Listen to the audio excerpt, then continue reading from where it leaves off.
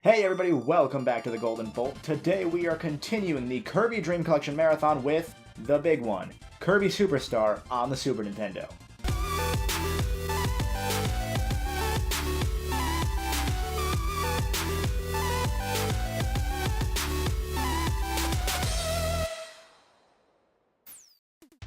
Kirby Superstar actually started development on the Famicom. Led by Kirby creator Masahiro Sakurai, the game was never intended to release on the NES though. This was just a simple prototype that Sakurai made in order to visualize the game's core concepts. From day one, Superstar was always intended to be a Super Nintendo game. Outside of this fact, there's not much that we actually know, other than that it employs concepts that Sakurai would later use in many of his subsequent projects. The game was released in March of 1996 in Japan, in September in North America, and all the way in January of 97 in Europe. It's also worth noting that the SNES's successor, the N64, released within 2 months of the game's release in all 3 regions. This would be the second to last time that Sakurai directed a Kirby platforming game, and the third to last time that he would direct a Kirby game overall.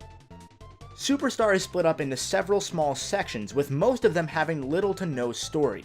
The ones of note here are Dynablade and Revenge of Meta Knight, which are interconnected, and Milky Way Wishes. In the first of these 3, Kirby stops the giant flying bird Dynablade from destroying Dreamland's crops, eventually realizing that she was just trying to feed her chicks.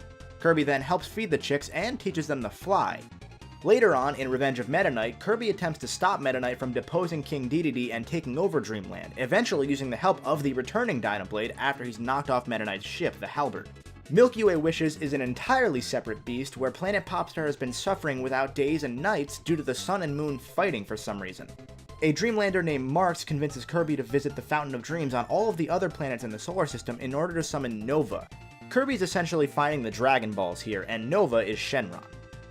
Nova grants Kirby one wish, but Marx butts in and wishes to rule over Dreamland. Nova then grants this wish and knocks Kirby into the void. In space, no one can hear you. Suck! Of course, Kirby stops him, the Sun and the Moon realize that friendship is more important, everybody wins. Except Marx. He dead.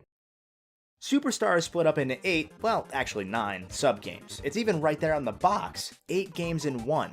I'm gonna disagree.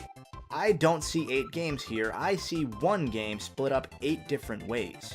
I'm gonna talk about each of them individually first, and then discuss the whole. The main thing you need to know is that the core gameplay is similar to Kirby's Adventure. You can run, you can do the slide kick the whole 9 yards, plus he can block now, so that's a thing. However, this game fleshes out copy abilities like never before, with each having a dash attack, many of them having directional variants, and all of them having multiple uses. Most of the copy abilities are back, especially Suplex.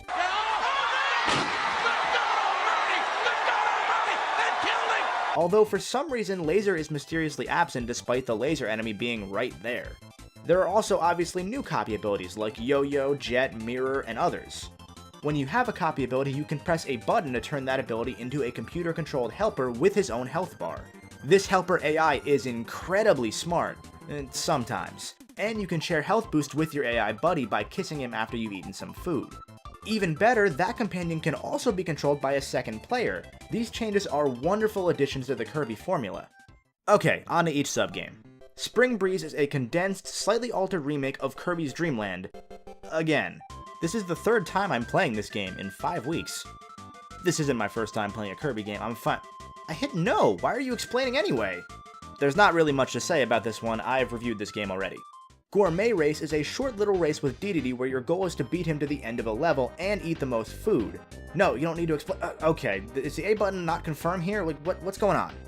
Gourmet Race is neat and it's certainly fun enough, but there's really not much to this one either. You can play it once or twice, but then you really experience the entire thing.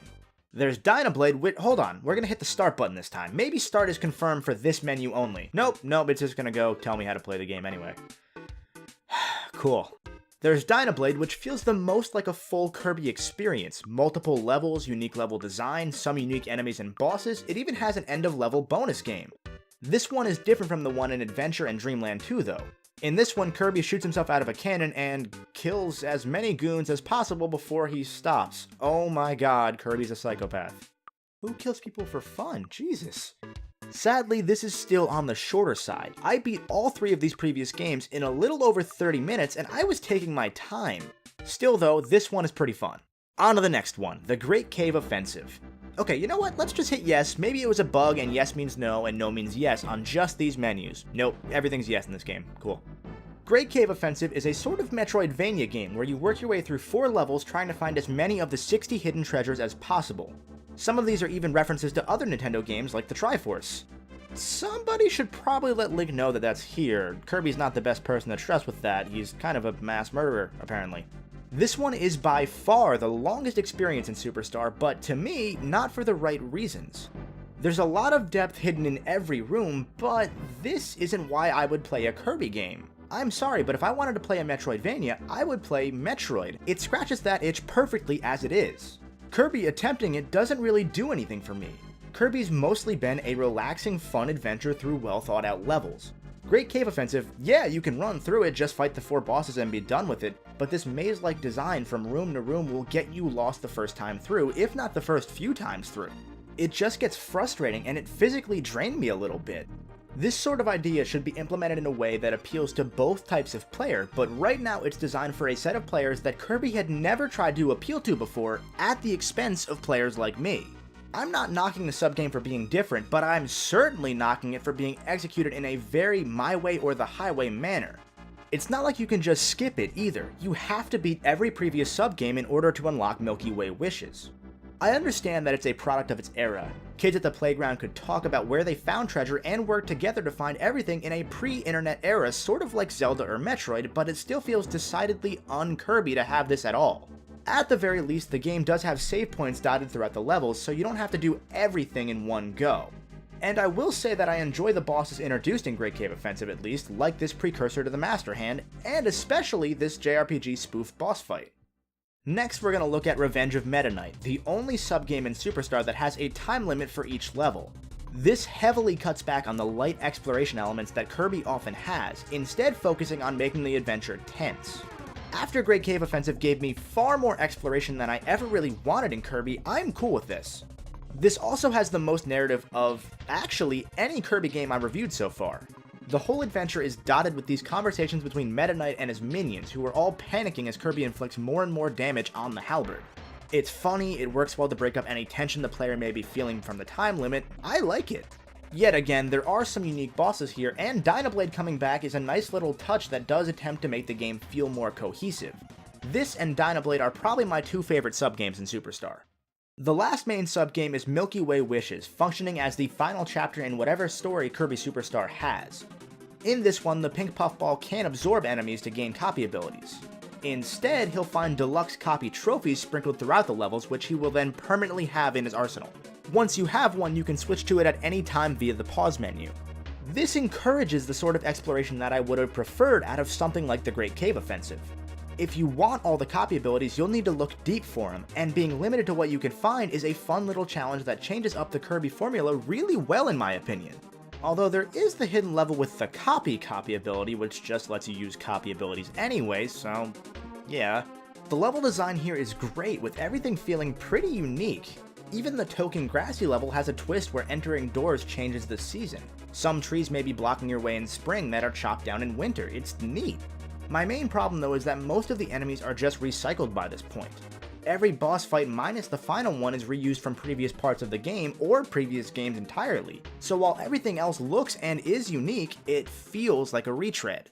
After beating Milky Way Wishes, you unlock the Arena, which is a boss rush split into 19 fights. You've got to beat every boss in the game without dying.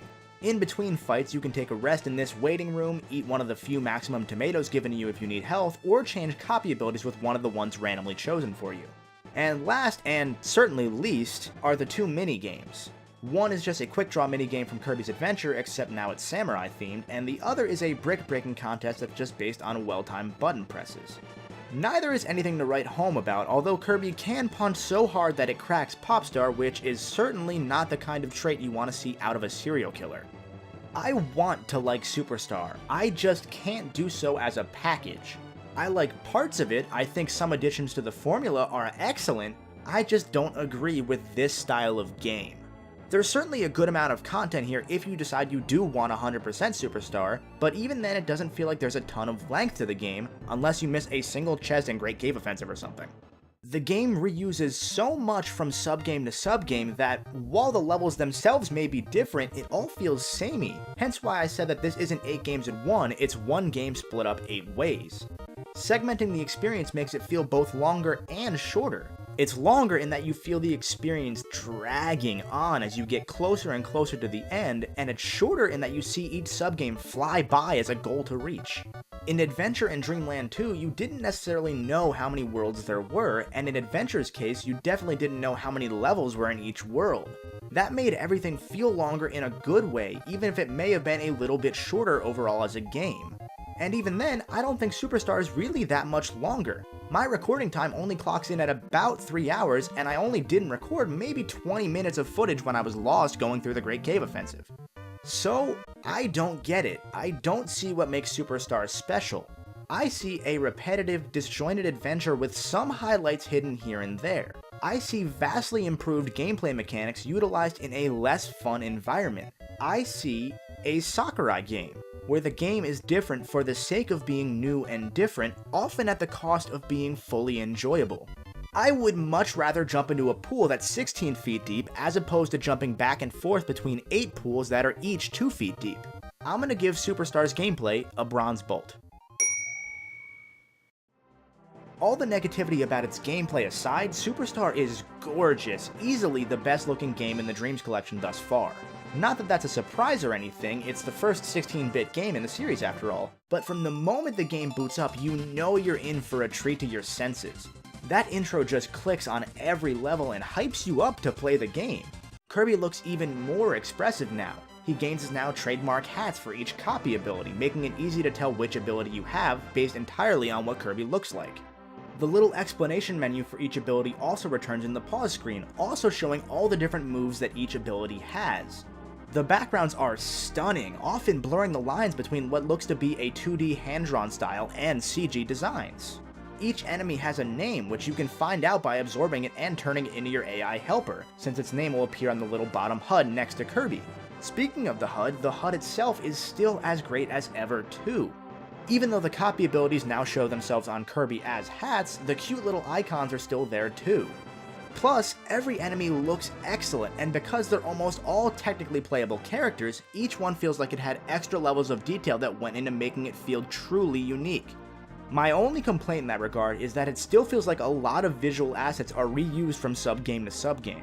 Moving on to the audio, the Super Nintendo sound font works beautifully both for remixing classic themes and creating memorable new themes as well.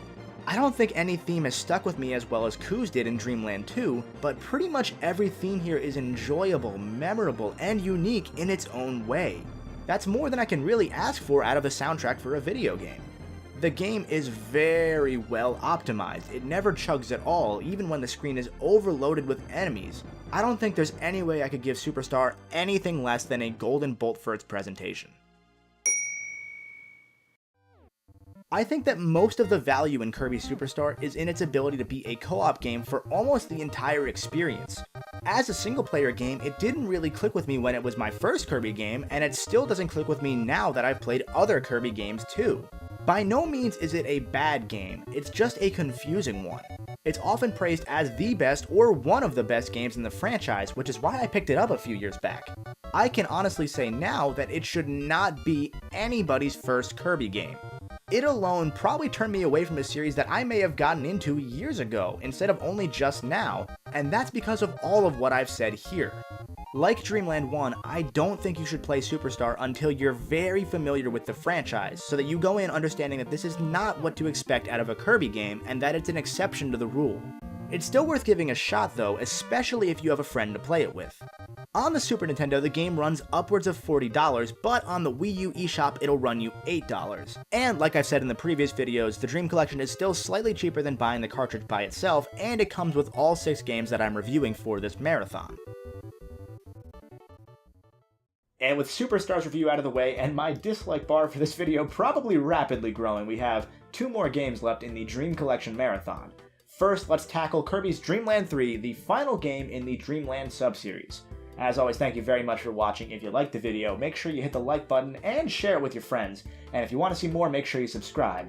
As always, stay golden. Is that Koo? Is Koo in this game?